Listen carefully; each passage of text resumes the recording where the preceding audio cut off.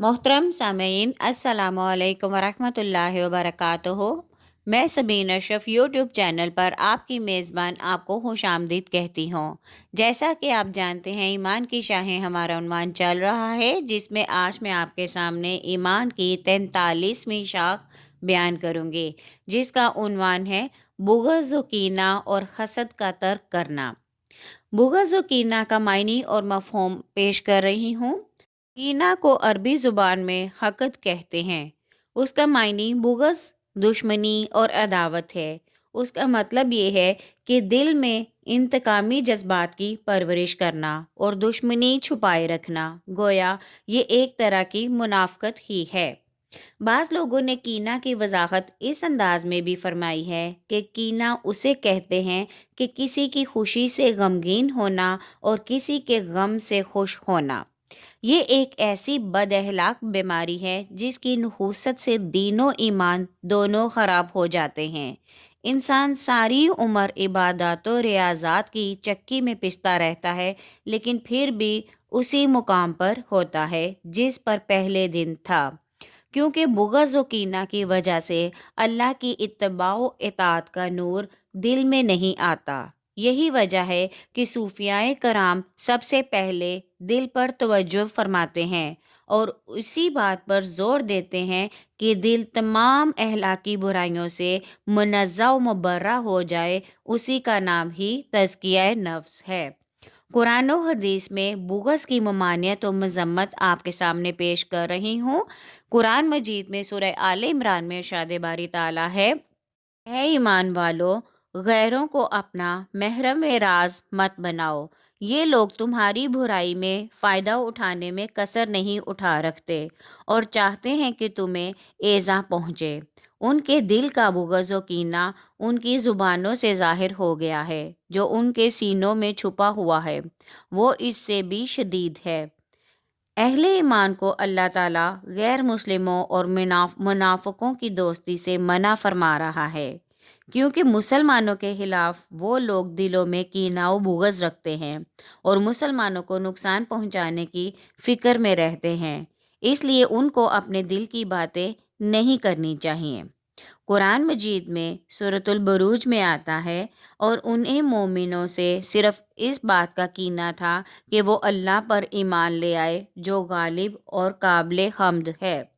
सूरह मायदा में आता है, शैतान सिर्फ ये चाहता है कि तुम्हारे दरमियान बुग़्ज़ और अदावत पैदा कर दे।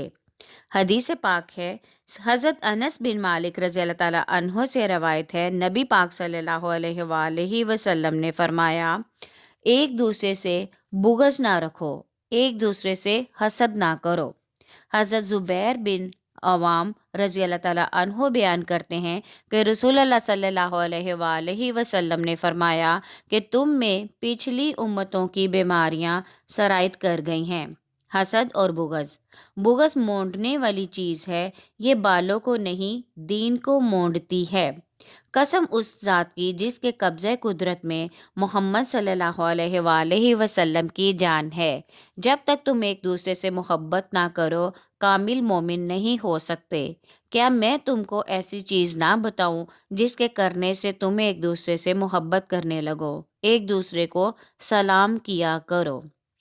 हज़रत सईद बिन मसीब रज़ी अल्लाह ताला अन्हो बयान करते हैं कि मैं तुम्हें वो चीज़ ना बताऊं जो ये कसरत, नफली नमाज और सदका से बेहतर है। लोगों ने कहा, क्यों नहीं? उन्होंने कहा, दो आदमियों में सुलह कराना और बुग़्ज़ करने से बचो, क्योंकि बुग़्ज़ दीन को मोड़ देता है।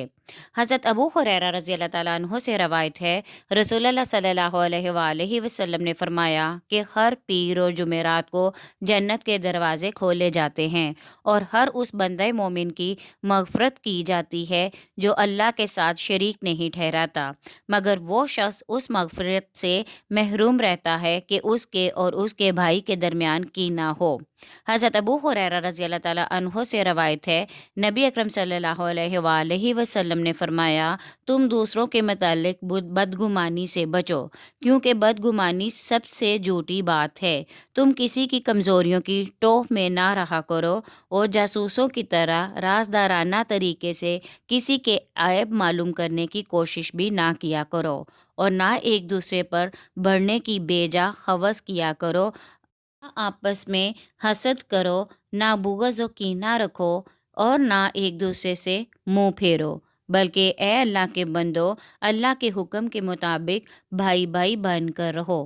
ام المومنین حضرت عائشہ رضی اللہ تعالیٰ عنہ سے روایت ہے، نبی پاک صلی اللہ علیہ وآلہ وسلم نے فرمایا، شب برات میں اللہ تعالیٰ تمام بخشش مانگنے والوں کی مغفرت فرما دیتا ہے اور رحمت طلب کرنے والوں پر رحمت فرما دیتا ہے، لیکن بغض و کینہ رکھنے والوں کے معاملے کو مؤخر اور ملتوی فرما دیتا ہے۔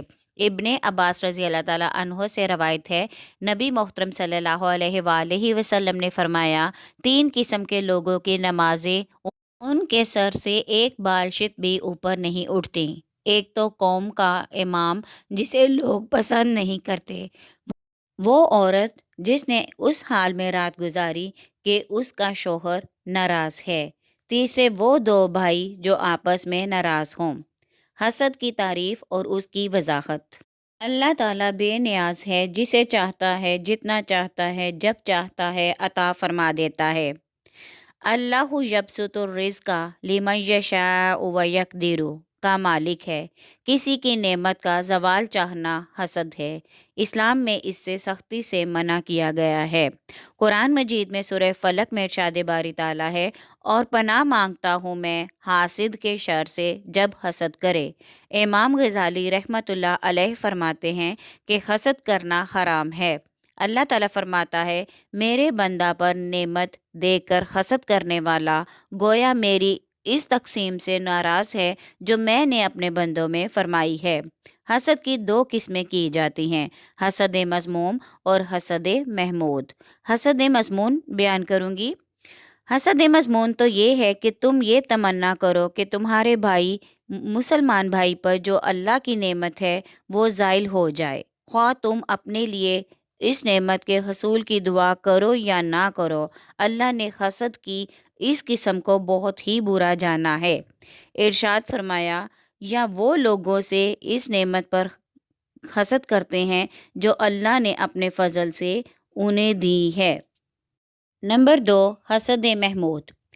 بمعنی رشک کی حقیقت یہ ہے کہ تم یہ تمنا کرو کہ جو خیر اور نعمت تمہارے بھائی کو حاصل ہے وہ نعمت اس کے پاس بھی رہے اور اللہ تعالیٰ تم کو بھی دے دے، تمہیں بھی حاصل ہو جائے۔ اللہ نے فرمایا، سورۃ المطففین میں ارشاد باری تعالیٰ ہے، اور رغبت کرنے والوں کو اس میں رغبت کرنی چاہیے۔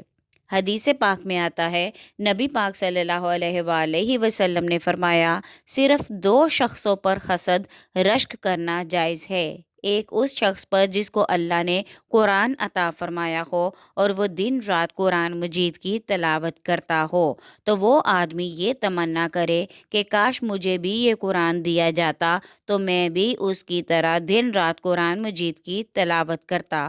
دوسرے اس شخص پر جس کو اللہ تعالیٰ نے مال عطا فرمایا ہو اور وہ شخص حق کے راستے میں اس مال کو خرچ کرتا ہو، تو آدمی یہ تمنا کرے کہ کاش مجھے مال دیا جاتا تو میں بھی اس کی طرح مال خرچ کرتا۔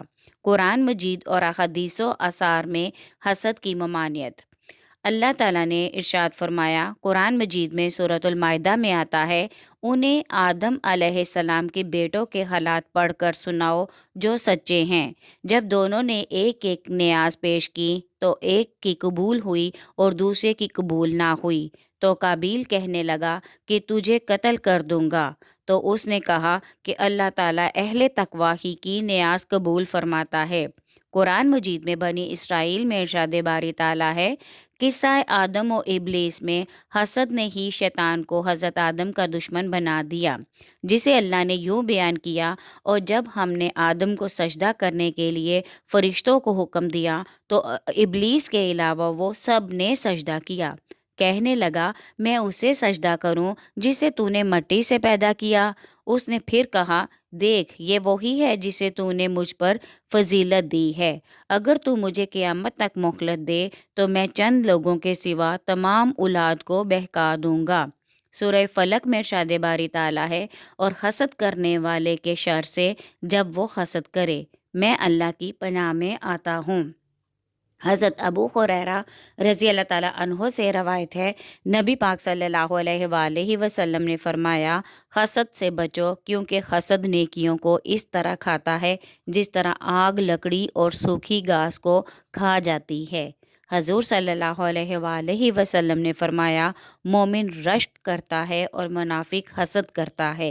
किसी बंदे के दिल में ईमान और हसद इकट्ठे जमा नहीं हो सकते। हज़रत हारसा बिन नोमान रज़ी अल्लाह ताला अन्हो से रवायत है, रसूल खुदा सल्लल्लाहु अलैहि वसल्लम ने पूछा, तीन चीज़ें मेरी उम्मत को लाजिम हैं, बदफाली, बदगुमानी और हसद। एक शख्स ने पूछा, या रसूलल्लाह सल्लल्लाहु अलैहि वसल्लम, जिस शख्स में ये हसलतें हों वो उनका तदारुक किस तरह करे?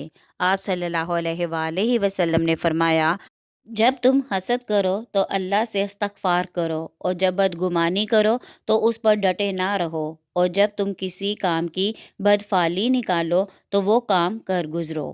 रसूलुल्लाह सल्लल्लाहु अलैहि वसल्लम ने फरमाया, मुसलमानों, तुम्हारे दरमियान भी वो बीमारी आहिस्ता आहिस्ता फैल गई है जो तुमसे पहले लोगों में थी।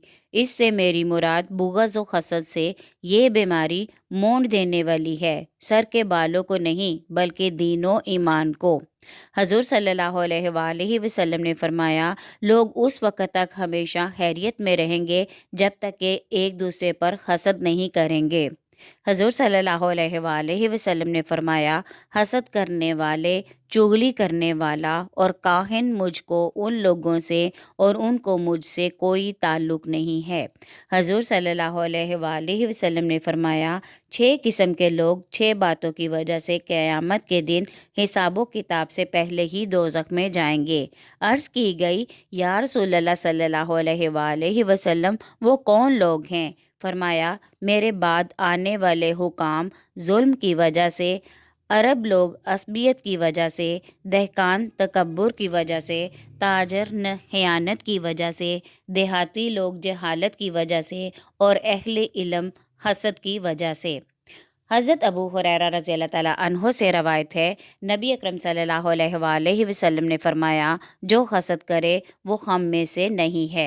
हज़रत बशर बिन हारिस रज़ी अल्लाह ताला अन्हो बयान करते हैं कि रिश्तेदारों में अदावत होती है, पड़ोसियों में हसद होता है और भाइयों में मुनफ़त होती है।